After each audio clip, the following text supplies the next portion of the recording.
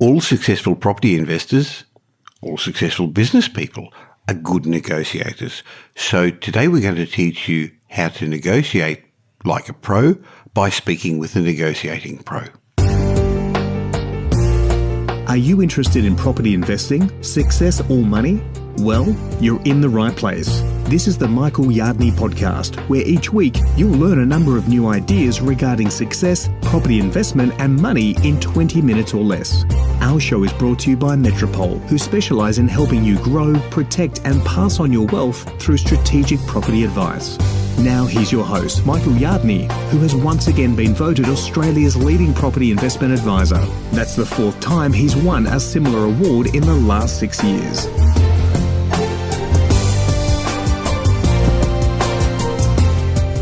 Welcome to episode 13 of the Michael Yardney podcast, and I've got a special episode for you today.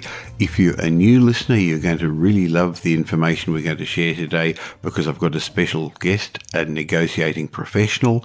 And if you're an established listener, thanks for coming back and helping us rank so high on iTunes, because I know the show's become more and more popular every week, which is fantastic. And today's session comes about because over the last week, just before we recorded this, we negotiated a magnificent outcome for a client buying a $6.8 million property, a block of apartments for a client in Sydney. And most people wouldn't even know how to negotiate at that level. But I wanted to get the brains behind that deal to chat with you today to teach you a bit about negotiation, because negotiation is part of living. We do it all the time. I mean, when you walk down a crowded street, you negotiate the path you take. As a couple in your relationship, you negotiate before the marriage, during the marriage, I guess even after the marriage, don't you? Although you may not realise it's happening in your life, you're negotiating all the time. Who's going to take out the garbage tonight? Who's going to do the dishes?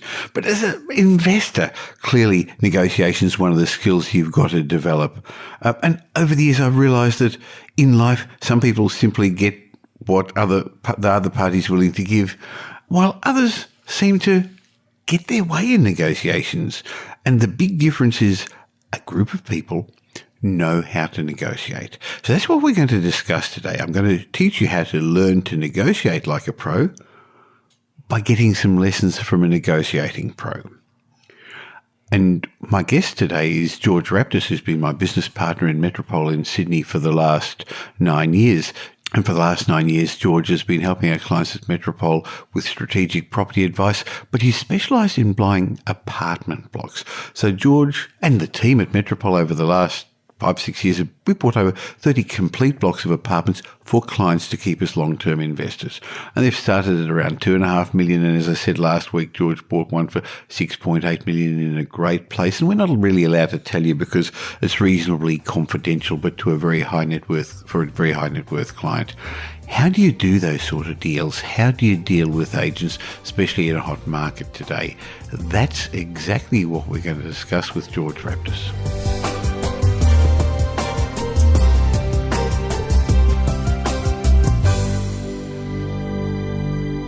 So I've got as my special guest today, George Raptis, Director of Metropole Properties in Sydney. So welcome, George. Hi, Michael. Thanks for having me. So, George, where do people learn to negotiate successfully? It's a really good question, Michael, and there seems to be no real school of negotiating. I found that those who are successful at negotiation become so by doing many deals. In other words, they learn from their experiences. But some just have a natural talent for it. And what needs to be understood, especially when it comes to property, that we're dealing with professionals who are trained in the art of negotiation. So over the years, I've discovered a number of rules regarding negotiation, and if you understand these rules, this will help you become a power negotiator. Sure, George. Look, in fact, you're right. When you're dealing with a selling agent, they spend weeks, months negotiating, and the person I want to sell my property is going to be a prime negotiator where they have training on a regular basis, don't they? Exactly right, Michael, and the everyday layperson doesn't. So let's discuss how we deal with agents as we go along, but maybe you can lay out some of those rules that you said that you've discovered over the years. Well, I think the first one is that everything's negotiable. So this doesn't mean that you're always going to get what you want or win every negotiation, but you must remember that everything is potentially up for negotiation. So it's not just price that we can negotiate. We can negotiate the length of a settlement. We can negotiate the size of a deposit. We can, in some cases, negotiate early access. So everything's up for negotiation. Sure, and as you say, you don't always get it, but you should at least ask for it. And it is interesting because while most people think the final deal comes to the person, the property deal comes to the person who's paid the highest price, that's not always the case, is it, George? No, it's not. So the next thing it really depends what the vendor wants. Exactly what they're right. looking they're for, the ones how quick a settlement they want. Do they want to stay in the property a little bit longer and they're prepared, if you're an investor, to let them stay on for a couple of months till they find their next home, as opposed to an owner-occupier who may want to move in straight away and there's no leeway and they're under pressure to find something new and move out somewhere. So you're right, George, everything's up for negotiation. And I'm sorry I interrupted you. So what's rule number 2? Rule number 2 is know what you want before negotiating. So always know the result that you want. Know your bottom line before you get into the nitty-gritty of a negotiation. It's a bit like when you're planning a holiday. So firstly, you need to decide your destination, where you want to end up, and then work backwards to decide the best way to get there. In negotiations, and in life for that matter, if you don't have a plan of your own, you'll be part of someone else's. Yeah, I guess you're right, George. And you know what their plan for you is, don't you? You don't want to be part of that, do you? No, you don't want to get caught up in that, no. What's your next rule, George? I think this is probably one of the most common ones, and that's aim for a win-win negotiation. So win-win is created when we help another person to get what they want while we get what we want, so that both parties feel like they've won. They both feel they get up away from the negotiation table and they both had a victory. So to achieve Can I interrupt, George? Because I think a lot of people, when they hear that, say, no, I actually don't want a win-win. I want to win and I want more than the other person. And that's okay. I don't think you're saying you're not going to get what you want, but there's ways of doing it without offending the other party or making them feel like they've lost. Exactly right. Exactly right. Because what your definition of a win is and what the other party's definition of a win is could be completely different, but you both walked away happy. Yeah. So how do you achieve this? Well, I think a very important point is try not to offend the other party. Remember you're dealing with people that might have been living in their home for many, many years. They're looking forward to passing the home on to another family to carry it on and what have you. And in some cases, try not to offend the real estate agent. And as I say, it's a funny thing, but real estate agents do have feelings. Because what the agent is doing... Really? Yes, I know. A lot of people find it hard to believe, but they do. And the other thing is the agent is controlling the flow of the information. That's what they're doing. The secret is to try and establish... I think you're right, George, there. Most people don't realise how important a role is, because you can't deal... of agent's role is, you can't deal directly with the vendor, the seller. So therefore, any communication you want to make to them, any offer that you put to them, conditions you've got, are conveyed through the agent. And his interpretation of it will very much depend upon how he feels about you and your dealings with him. Exactly. You want to be working together. You don't want to be working against each other. Another important point is try to establish what's on the owner's agenda and what order. In other words, what's important for them. Try to build a rapport with the other party during the initial stages of the negotiations. And this will help satisfy their needs by understanding what they really want. You see, when negotiating, try to look beyond the requests and demands of the other party and attempt to understand their real intentions and motives. Seek to meet this dominant, often hidden need, and you're well on the way to winning the negotiation.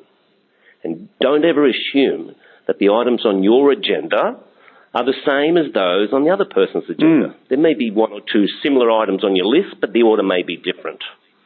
So you can sometimes do this before negotiations formally begin by either observation or by asking questions and then listening carefully. When I go through a property, I try and work out what their motivation is. So I open up the cupboards and I'm not wanting to sticky beak, but you're actually wondering, are people living in there? How many people are living in there? Has it just been styled, or is it maybe a separation and you'll often see just female clothes or male clothes there? I always ask the agent as well, what's their motivation? Now, they don't always tell you the truth, but you've at least got to ask. So I'm agreeing with what you're saying. You've really got to try and get inside their mind, and since you can't speak to them personally, observe. Interesting, one property I went through a couple of weeks ago, there was a photo, but rather than the family photo, it actually, and I actually happened to know who it was because he was my neighbour years ago, but interestingly, George, the photo had just him and the kids, not the wife, on the mantelpiece, which made me think, there's been a divorce in the last little while since I've last caught up with him. So observe and learn and listen and ask questions. You're right. Exactly. And I mean, there was one case recently where I had a look at a property, and typically it was something that was in the 70s. There was an elderly person that had been living there for many, many years. It was their home, and unfortunately time had come for them to move on. They couldn't look after themselves anymore, so they moved into a nursing home. So their motivation was that they needed to sell the property as quickly as possible so they could fund their next phase in their life. So obviously, picking up on something like that and putting it into your arsenal helps you, during the throngs of negotiation, understand exactly what's important to that particular person selling that property. So while you're aiming for a win-win, what you're trying to do is help them achieve what they want, but only, of course, if it helps you achieve what you want. What's the next rule that you've got, George? I always say, treat negotiation a bit like a game. So when it comes to negotiations, don't need to be involved. You need to be involved, but not too much. But if you're too emotionally involved, you'll lose your perspective and start making emotional rather than subjective decisions. And the worst thing that you can do is get too emotionally attached to the outcomes. How many times have we seen over the years, Michael, people have identified their ideal dream home or their ideal investment, and they're prepared to pay whatever it takes to make that dream a reality. So like all games, you need to understand the rules, and a skilled negotiator understands the structure and stages of negotiation. So if you play a game and you don't know the rules, how do you know when the game's begun? How do you know when it's reached the midpoint or neared its conclusion? That's such a great point, George. Some gold in there, because that's exactly the way the agent does it. He plays the game the moment you walk into the open for inspection. He'll often ask you some what are seemingly innocuous questions, but his job is to find out your motivation, what your budget is, what your interest is, by asking just what seem like very general questions, but they're playing by a set of rules, aren't they, George? Exactly. They know exactly. They've got it all premeditated before you even walk in that door, exactly what's going to happen from week one of the campaign all the way right throughout the whole process, pretty much. So I guess another good rule is never believing that the agent or anyone else who's on their side, he's going to be ethical and honest. There's a lot of very good agents out there, but their job is to represent the seller, the vendor. So don't believe that they've got your interest at heart. No. So trust yourself. Have your own interests entirely at heart. So as a buyer, would you go up to a seller and show them your bank account, explain how desperate you are to buy the property, then ask the seller to tell you what you should offer? Or if you're a seller, would you tell a potential buyer your bottom line? So no one would do such things like that, yet every day buyers allow others to make decisions for them. Now these could be people such as accountants or a relative, friend, or even a real estate agent that they might know. Yes, you certainly want to ask other people's advice, but my point is that while these people may not consciously deceive or purposely lead you astray, everyone's interest is different. So each has their own goals, and yours are always going to be different and sometimes conflict with mine. Now, George, that doesn't mean you don't tell the agent you're interested, but you don't tell them your final budget. And I would be saying things like, yes, I am interested, send me a contract, please don't go ahead and finalise a deal without getting back to me. But if he gives you an indication, if he asks you for an indication of what the price is or what your budget is or what rental you're going to expect, my suggestion is don't be smart. don't try and show off all the homework and research you've done. I think it's actually better to act a little bit dumb, act a little bit innocent, don't you? Exactly, because the more information you give them, guess what? The more they're going to use it against you. So sometimes to power negotiators, smart is dumb and dumb is smart. So when you're negotiating, you're better off acting as if you know less than everybody else, not more. Nobody likes the smarty pants in the room. So have you ever noticed that as soon as people admit they really don't understand something, a lot of people try and help them out? So I always say to people, try something like, I don't really know, I'm new to this, you're the expert, so you're going to have to help me out understanding this, being innocent. So you'll often find others smile thinking they have this pigeon just where they want them. Take them under their wing and then help them. So, of course, that's usually just when you have them where you want them. So they often reveal more than they care to about their own needs and what they're willing to concede. So most of us are too eager to show off just what we know. And in a lot of cases, this, it can work against us because we often reveal too much too soon about what we're willing to give up to get to the deal. So we need to let go of ego, satisfying our position of knowing it all, and instead assume the profit-making position of innocence. And Michael, you and I have been around long enough. You remember the TV show Columbo? Peter Falk played that. Oh, yes, Peter Falk. I liked him. Yeah. He walked around. He was that always old in a bit of a mental fog, That's right. The old rumpled coat. That's right. I think it was black and white. It was even before colour TV, wasn't it?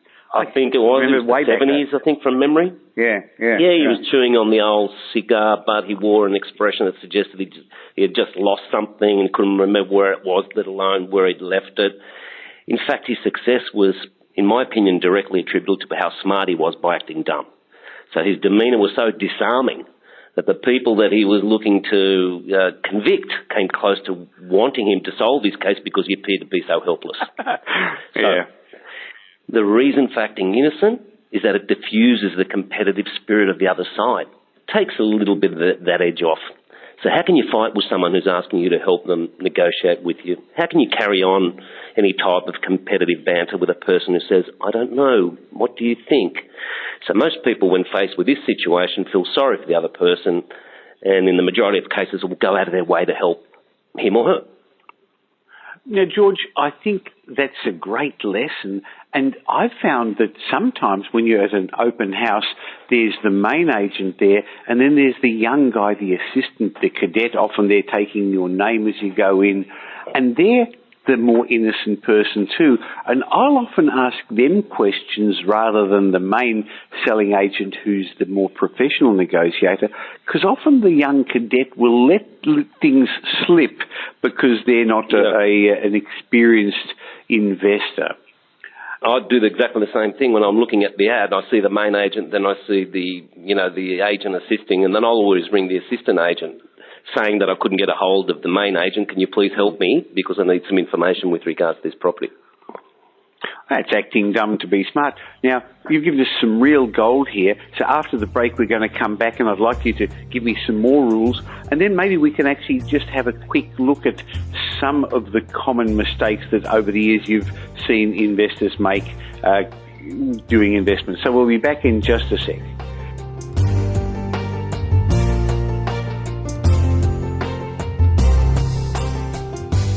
If you're looking to get started in property or to grow your existing portfolio, turn to someone you can trust for independent advice. The team at Metropole Property Strategists have been involved in over $2 billion worth of property transactions, creating wealth for their clients, and they can do the same for you. They don't sell property, so their advice is independent and unbiased. Metropole can devise a strategy, their buyer's agents will buy your property for you, or you could use their renovations team, property development or portfolio management services. Arrange a time for an obligation-free chat at metropole.com.au.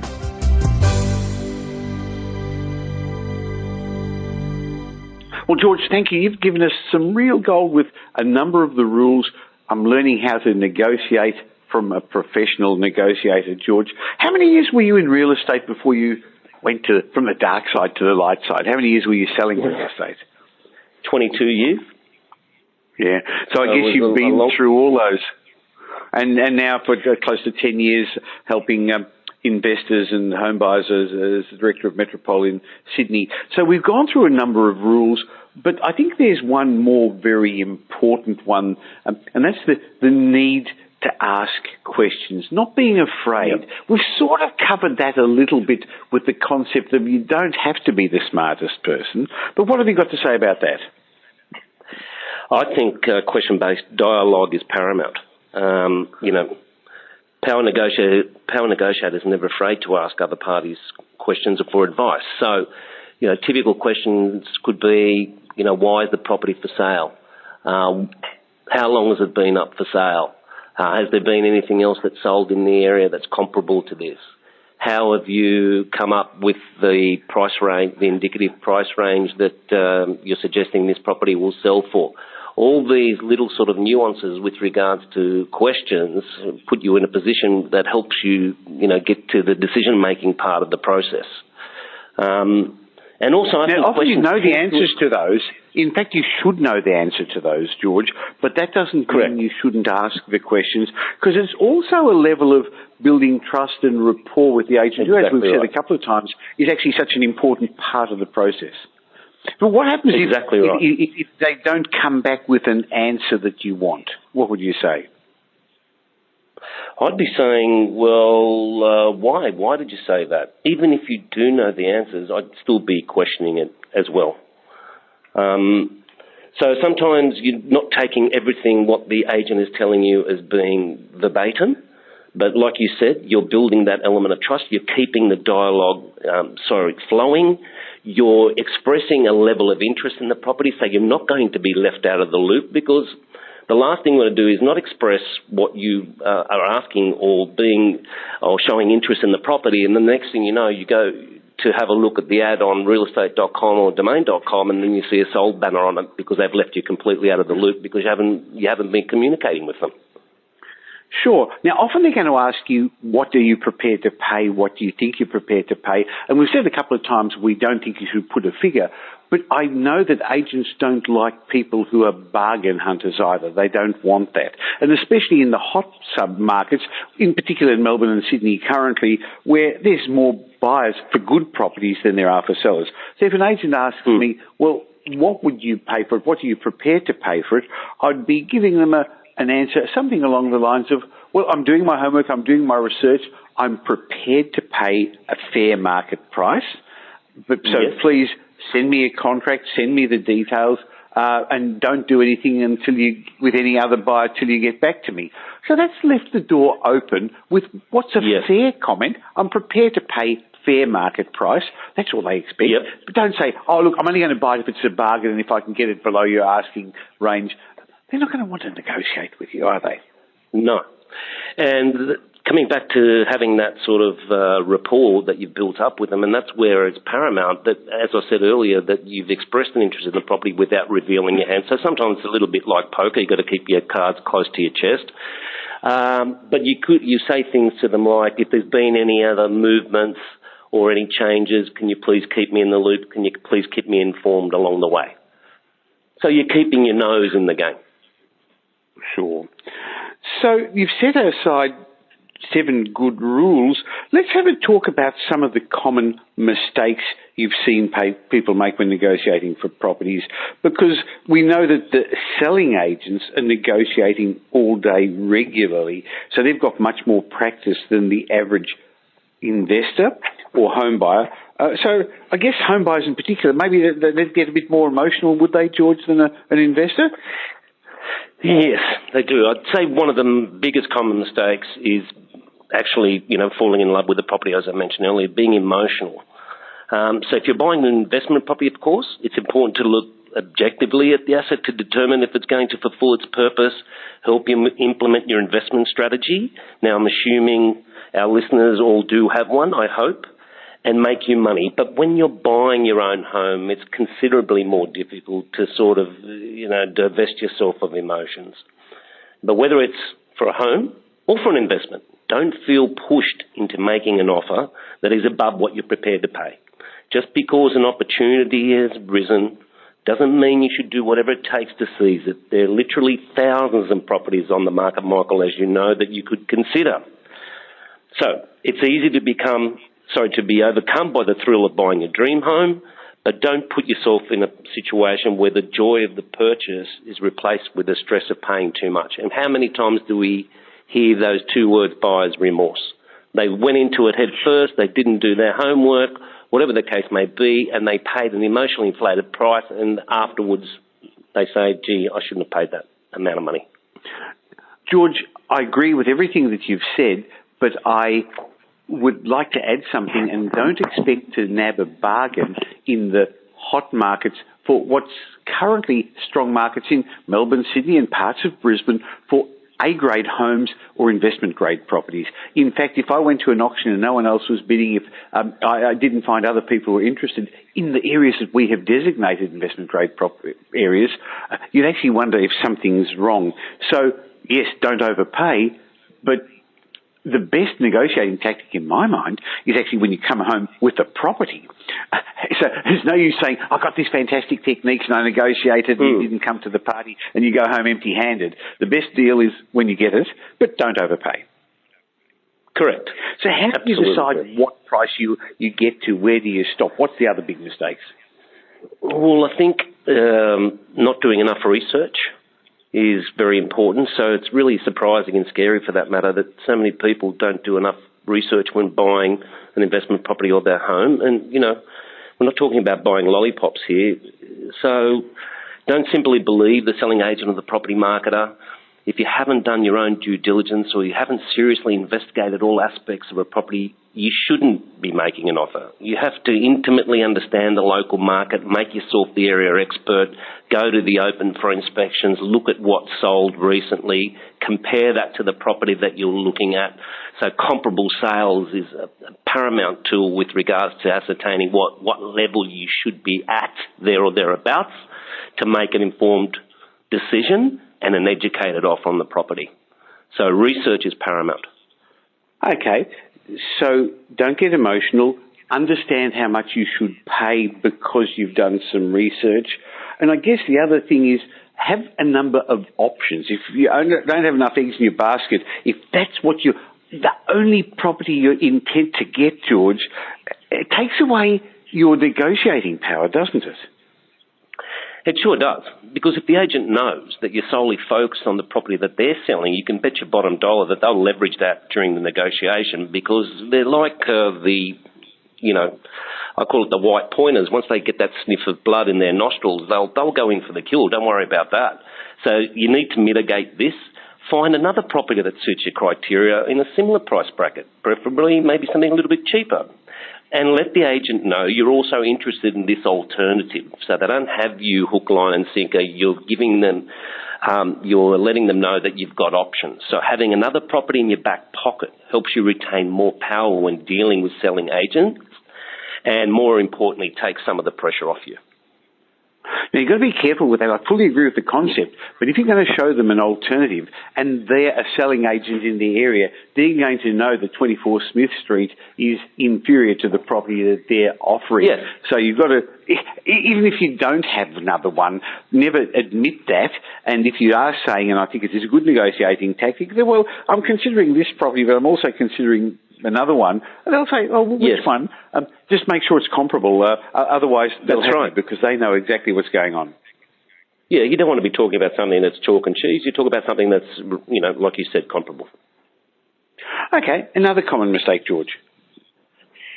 I'd say not submitting an offer in writing. Fact is, it's only a written offer that will be classified as a legally binding one. So many buyers are surprised when they're, gazumped in negotiations after they verbally made an offer, weren't prepared to put it down on paper.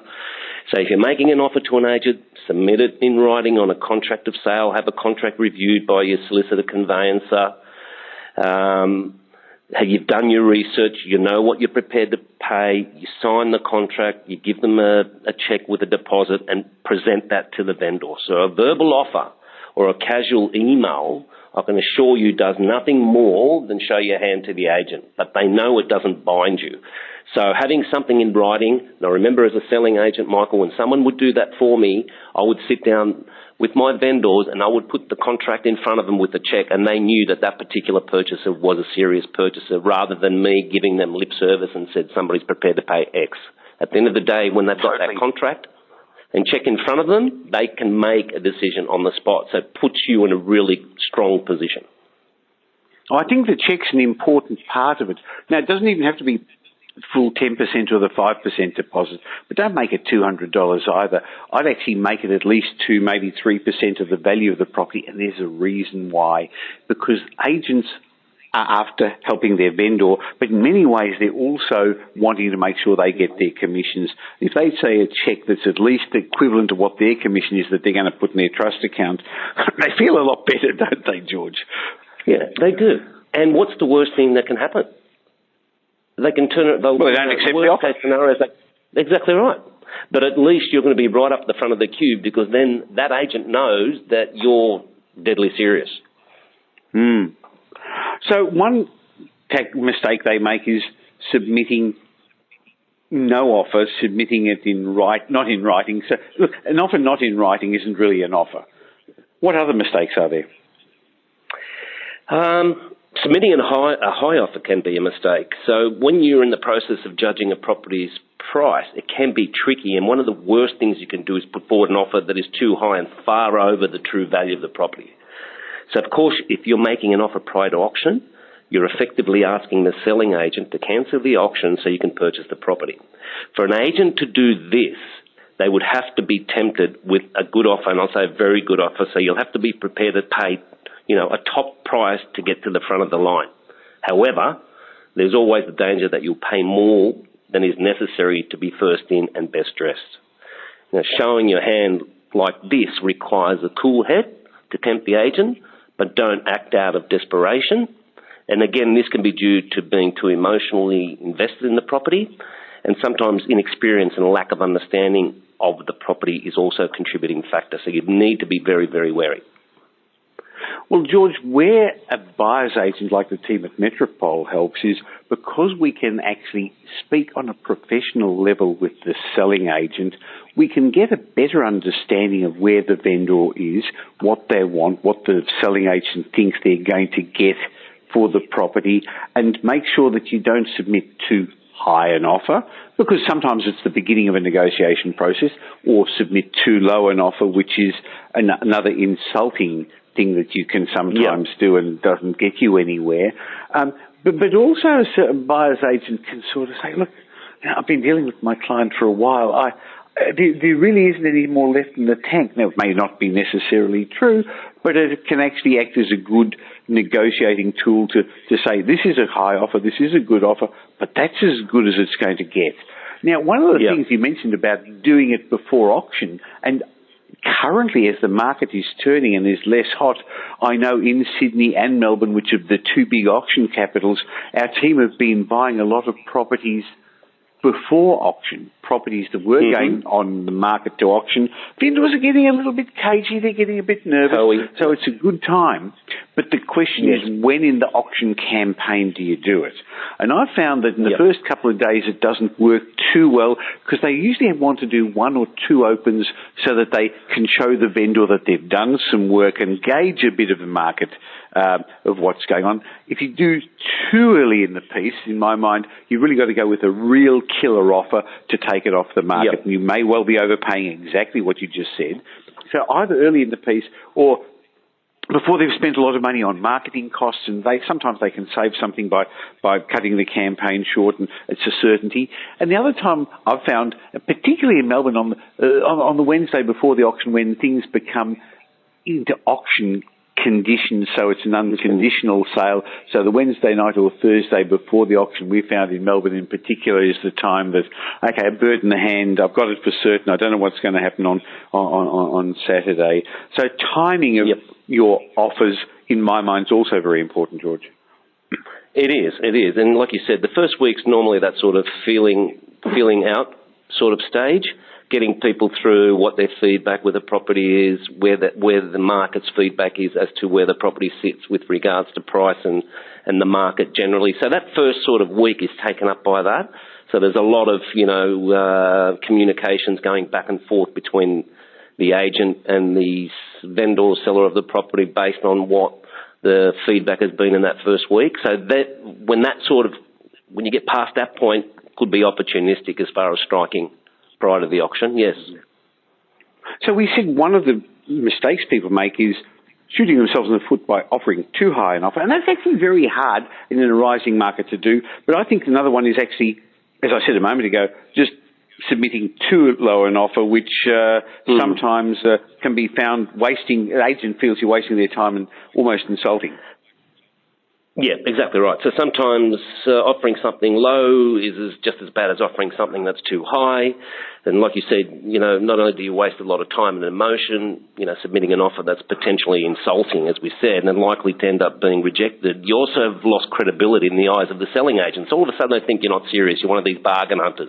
These people want to buy something for nothing. So, for example, if you've got a property advertised for, $640,000, and your offer is $580, you're falling to the back of the line. So if that agent doesn't end up getting that desired $640, there's probably another offer closer behind that will be considered. So submitting an offer is too low will probably see you fall out of the game altogether, and then you'll end up back at the countless open for inspections on a Saturday that you don't really want to be doing. So you don't want to be submitting something too low. You don't want to be this person that goes to the open for inspections and is the bargain hunter that, when the agent sees you walk through the open for inspection, you see their eyes rolling around in their head, if you know what I mean.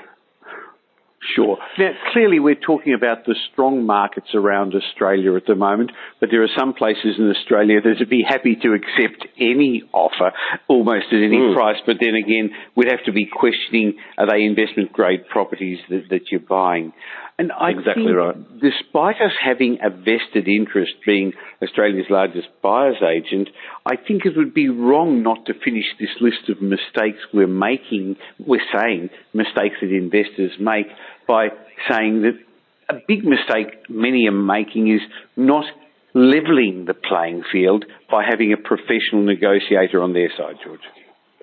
Exactly right, Michael. And you want someone on your side, someone that's going to look out for your blind spot, someone knows that's been in the industry for a long time, knows the tips and tricks of the game. And so, an analogy I like using is like in the medical field. I say, if I've got a sore knee, I'm not going to go and see a neurosurgeon. I'd like to think that I'm going to, align myself with an orthopedic surgeon, someone that specialises in what they do. So in our case, why wouldn't you engage someone to guide you through the process our job is to buy property all of the time and can therefore negotiate on your behalf. So whilst people are waiting, sitting behind their computers during the week, organising their open for inspections on a Saturday, what are we doing? We've seen the properties on the Monday. We normally get in there early. We're doing our due diligence. We're in a position where we can purchase that property prior to the open for inspection. So using a professional buyer's agent to handle negotiations as well as the search will level the playing field. So remember, we're also professional negotiators.